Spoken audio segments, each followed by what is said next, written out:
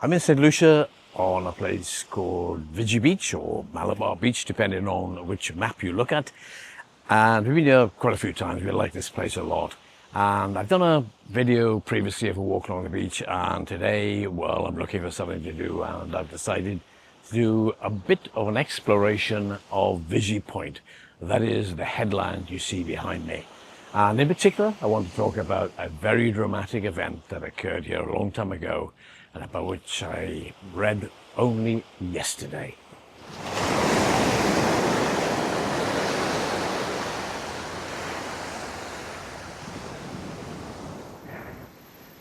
And this is the George F.L. Charles Airport, named after a prominent politician of the 1960s. And it's one of those airports where watching an aircraft take off could cost you your life. There's a sign at the end of the runway.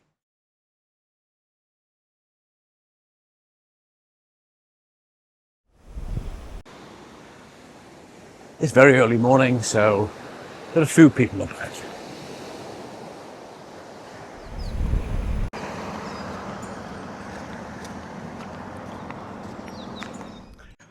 There are some fine colonial era buildings here, constructed by the French in the late 1700s. The one in front of me now is the Mexican embassy, and the French still have this one, as is the embassy of France. The British and the French fought over St Lucia 14 times, and it is one of those occasions that I want to talk about today.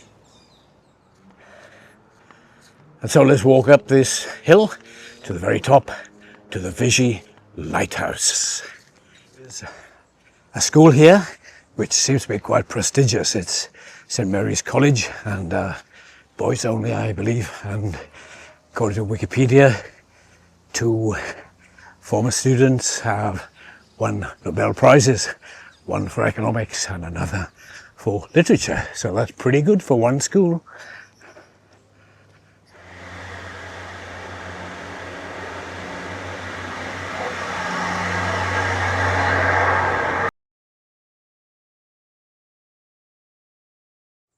And there you see the airstrip of George F.L. Charles Airport, and you'll notice that it's a thin strip of land between water.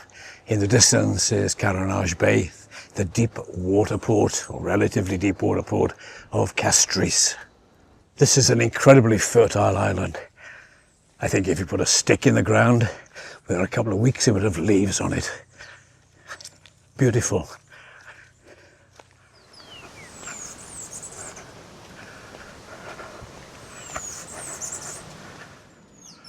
And this is the lighthouse, built in 1914. It's a bit dilapidated looking, but it still twinkles at night.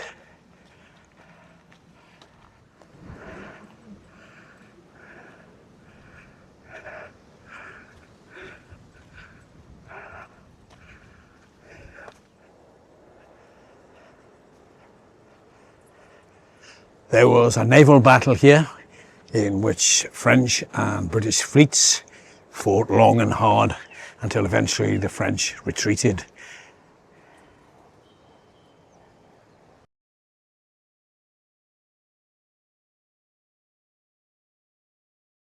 And now for a little bit of information about that Battle of Vigi, which is, surprisingly to me, regarded as a battle during the American War of Independence.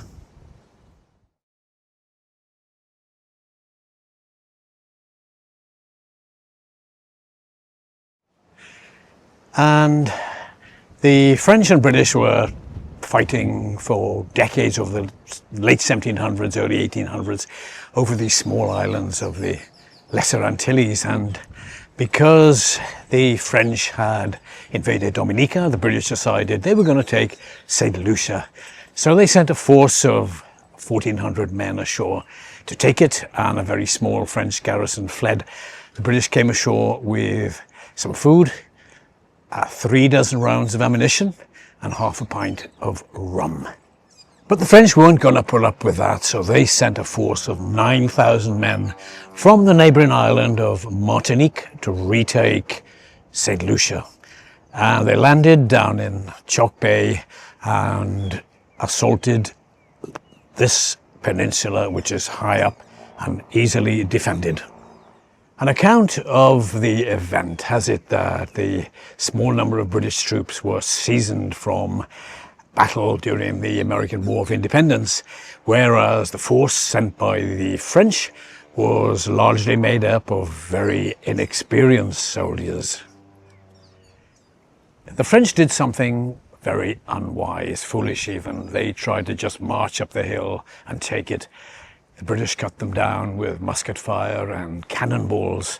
There were heavy losses. The French tried again, same result. And a third time. And no success. They lost 400 men and more than 1,000 wounded.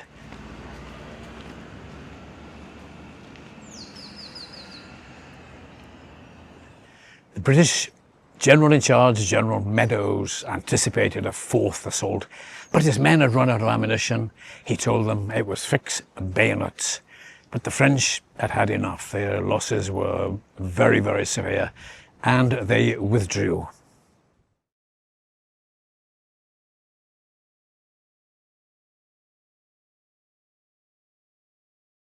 As a result of diplomacy, this island was handed back to the French a few years after that dramatic battle, and then given to the British again, and it stayed under British control until independence in 1979. I've been up here many times. I never knew anything about this battle, and so I can only say thank you, Wikipedia.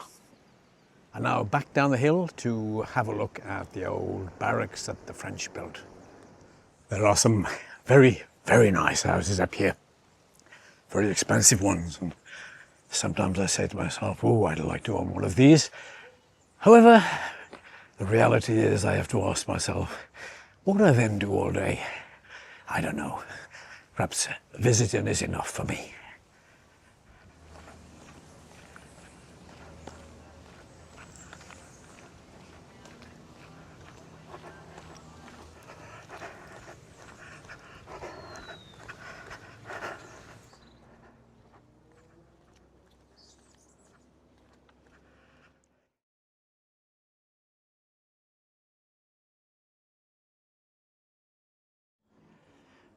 And here are the barracks built by the French in the 1790s.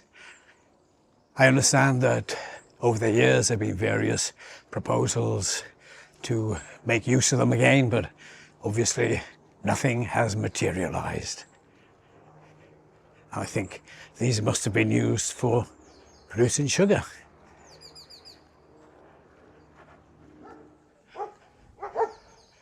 Dogs serenading me as I make my way along. All of them are behind very high fences, I'm pleased to say.